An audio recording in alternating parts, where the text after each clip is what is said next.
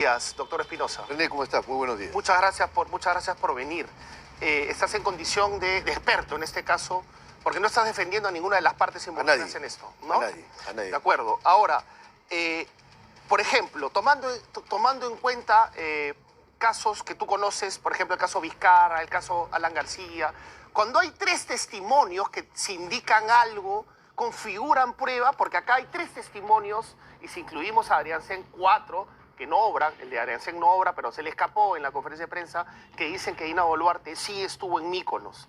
¿Cómo se soluciona, cómo se zanja eso en el sistema de justicia?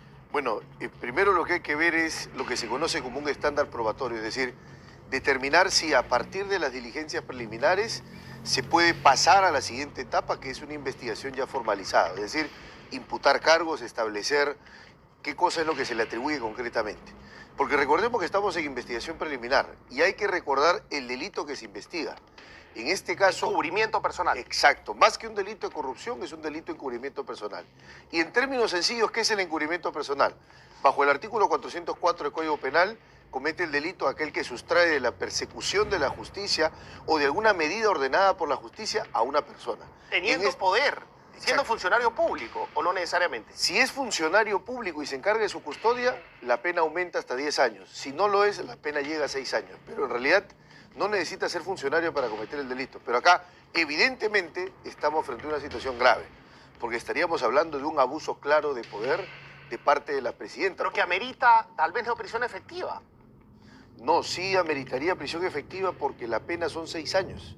Es un delito grave, es un delito contra la administración de justicia. Así se llama el encubrimiento personal. Porque claro, la justicia ha ordenado una medida contra Cerrón y lo que estaría haciendo la presidenta es abusando de su poder, sustrayendo a Cerrón para que cumpla con la orden de la justicia. De acuerdo, ahora, pero... De acuerdo, gracias por esa introducción, pero digamos, tomando en cuenta todos los otros casos de corrupción, este no es un caso de corrupción como tú bien lo dices, o en principio no lo es, pero ¿qué pasa si, por ejemplo, Julio, mi compañero, el camarógrafo y yo te acusamos a ti de algo, los tres, de lo mismo?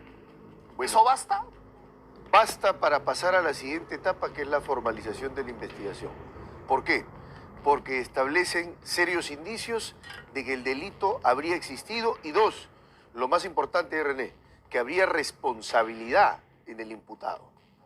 Porque acá lo que hay que establecer es que la investigación tiene que establecer dos cosas.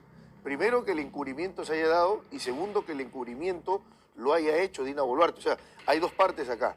Quien encubre y a quien se encubre. Quien encubre es Boluarte y a quien se encubre es a Cerrón, según la hipótesis del Ministerio Público.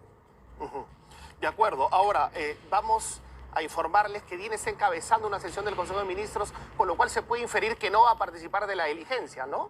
Exacto, no va a participar, pese a que la Fiscalía ordenó que participe. Ahora, hay que dejar claro que sí, la presidenta Boluarte, en la medida en que tiene la condición de indiciada, investigada, sospechosa, podría rehusarse a participar. Pero es que ayer dijo que me llamen, y la han llamado y no va. Bueno, con lo cual hay un mensaje contradictorio, ¿no? ¿Me entiendes, no? Ayer dijo que me llamen, pues, que me llame Delia Espinosa. Y ahora el fiscal a cargo no es Delia Espinosa, es el fiscal de la investigación, la llama y no va. Ahí hay un juego, ¿no? Sí, por supuesto, porque hay una desacreditación. Si dice, me llaman y voy a participar, la llaman y no participa, entonces ¿cuál es el mensaje? El mensaje es pura pirotecnia política. Se está hablando para las galeras, para las tribunas. Pero lo más importante, esta diligencia es relevante, ¿sabes por qué?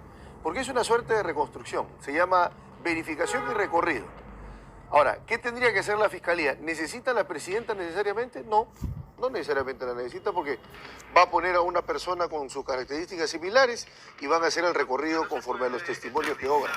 De tal manera que la ausencia de la presidenta Boluarte no frustra la diligencia. Eso es importante establecer. No frustra la diligencia. Ahora, yo no puedo... Tú fuiste abogado de Pedro Castillo. Así es. Y desde el punto de vista jurídico, político, no puedo dejar de preguntarte lo que la población percibe, ¿no?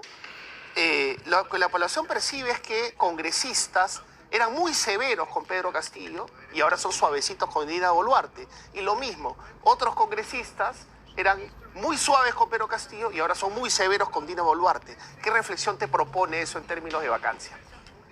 Términos de que el ánimo político es el que determina finalmente cómo tratas al presidente, con guantes de seda o no. Acá vemos un doble rasero, absolutamente claro. Porque por menos el presidente Castillo lo dicen aguillotinado, pero a Dina Boluarte lo tocan con guantes de seda.